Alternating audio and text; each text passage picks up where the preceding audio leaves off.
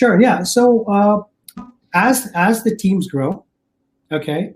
So as you know, that we have Scrum Masters who are dedicated to specific teams. Okay. Right, yeah. One Scrum Master per team. Sometimes you have 2-3 Scrum Masters per team. So depending on how they set it up.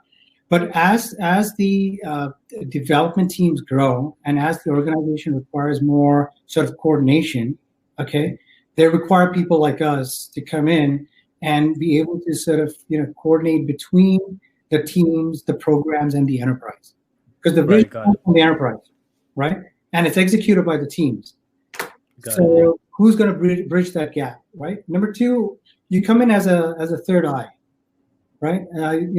Working within an organization, you only see the strengths. Sometimes you don't understand the weaknesses, which that's why consultants come in to actually I see what the problems are, what the gaps are, and we come in and sort of provide guidance on how we can sort of bridge that gap between the organization's vision and where the execution is.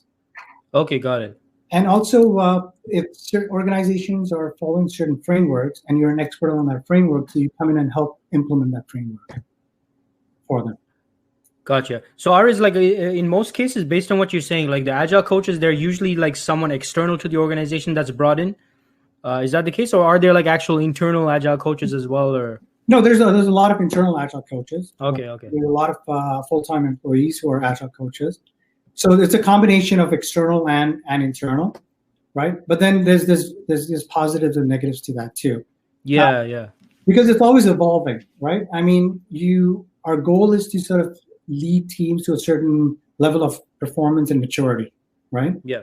So just look at it as a basketball coach, right? Without the coach, the team's doing well with the coach. You remove the coach, the performance starts dipping. Yeah. Right. So you need the coach back in to motivate them and say, hey guys, this is what you need to do, and get back on track.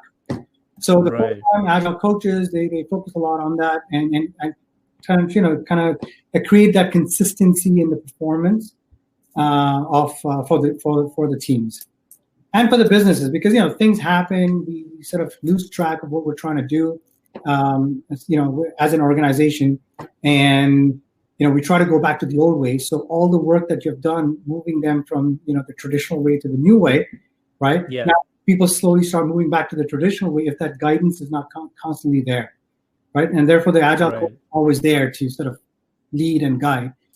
And new projects keep coming up, new products keep coming up with new applications. So the Agile coaches put place on these different projects and products that are being developed by the company. Okay, gotcha. So Aariz, you mentioned